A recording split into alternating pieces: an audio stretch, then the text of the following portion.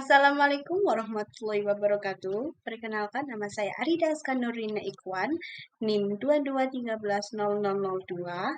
Di sini saya akan menjelaskan tentang kretinisme atau hipotiroidisme, atau bisa kita sebut dengan manusia kerdil. Di sini saya akan menjelaskan apa itu kretinisme.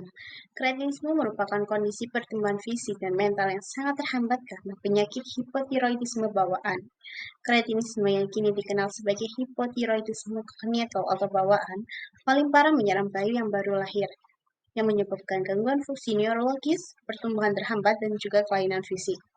Kondisi ini bisa terjadi karena masalah kelenjar tiroid atau juga kurangnya yodium dalam tubuh ibu selama kehamilan. Berikut merupakan tanda dan gejala kretinisme.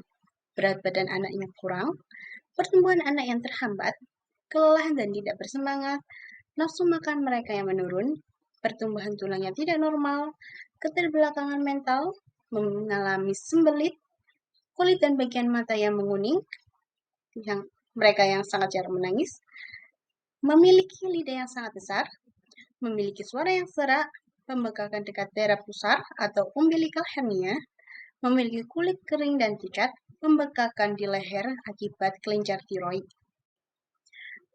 Penyakit kretinisme yang diderita anak pasti ada penyebabnya. Berikut merupakan penyebab dari kretinisme yang terjadi pada masa tumbuh kembang pada anak-anak. Yang pertama yaitu kelainan kelenjar tiroid. Bila kelenjar tiroid anak lebih kecil dari ukuran normal, bengkak atau bahkan sampai menghilang, kondisi ini bisa menjadi penyebab dari kretinisme pada anak. Pembentukan dan perkembangan kelenjar tiroid dipengaruhi oleh dua gen di dalam tubuh, yaitu PAX8 dan TSHR. Bila terjadi mutasi pada kedua gen tersebut, kelainan bentuk kelenjar tiroid dapat terjadi. Akibatnya, kelenjar tiroid mungkin tidak dapat menghasilkan kadar hormon tiroid yang cukup atau tidak menghasilkan hormon tiroid sama sekali. Yang kedua, yaitu gangguan pembuatan hormon tiroid. Kekurangan hormon tiroid dapat terjadi akibat mutasi beberapa gen yang berperan dalam produksi hormon tiroid, yaitu DUOX2A, SLC5A5, TG, dan TPO. Mutasi pada salah satu gen tersebut dapat mengganggu pembentukan hormon tiroid. Kondisi ini dapat membuat anak mengalami hipotiroidisme yang juga dapat memicu kretinisme. Yang ketiga, yaitu kurangnya yodium.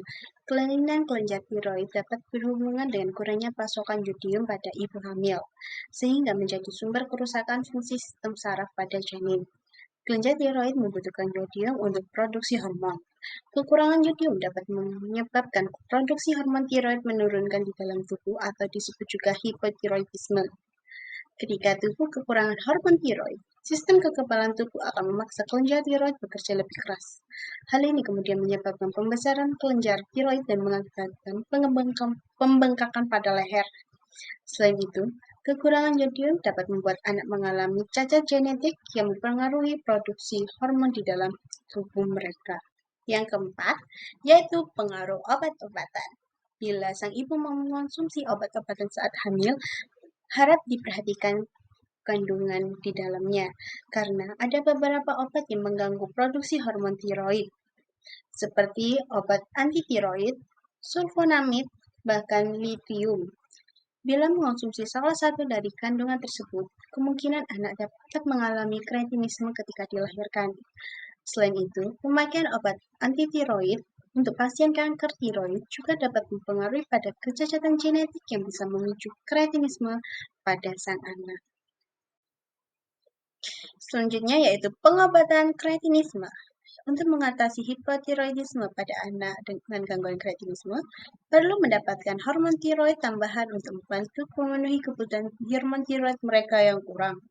Jika hormon tiroid tambahan dapat dilakukan sebelum mereka berusia 1 bulan, maka umumnya tumbuh kembang bayi dapat terjadi secara normal. Sementara itu, jika pengobatan terlambat dilakukan pada sebagian besar kasus, anak perlu mendapatkan tambahan hormon tiroid seumur hidupnya. Namun, ada juga bayi yang baru lahir dengan hipotiroidisme sementara, karena mereka yang terlahir prematur, penyakit tiroid yang diderita oleh sang ibu, atau juga obat-obatan yang dikonsumsi oleh ibu semasa mereka hamil. Pada kondisi ini, anak tidak perlu melakukan pengobatan khusus karena bisa sembuh dengan sendirinya dalam beberapa minggu pertama di kehidupannya. Yang terakhir yaitu pencegahan kretinisme. Hipotiroidisme bawaan biasanya terlihat di negara berkembang yang sering terjadi deviasi biodium.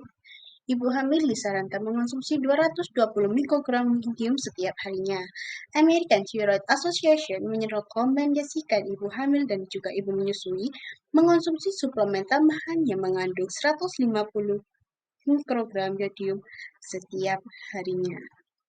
Itu tadi penjelasan saya tentang kretinisme atau hipotiroidisme. Terima kasih. Wassalamualaikum warahmatullahi wabarakatuh.